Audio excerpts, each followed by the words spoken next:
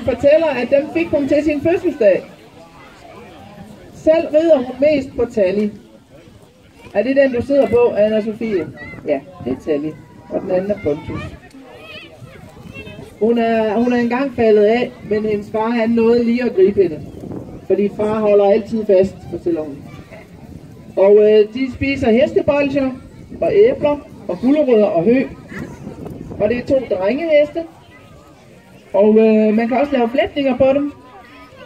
Og det gør de også nogle gange. Vi har ikke fået at vide, hvor gamle de er. Ved I det? De er 14 år. Jamen det er jo næsten ligesom Tjalfe så. Og det kan man jo heller ikke se. Hvor gammel kan så nogle ponyer blive? Midt i 20'erne. Ja. Så har de jo mange gode år endnu. Nu får vi lige slået græsset, så er pedellen fri for det på mandag. Det var godt. Tak for det. Det var dejligt at se.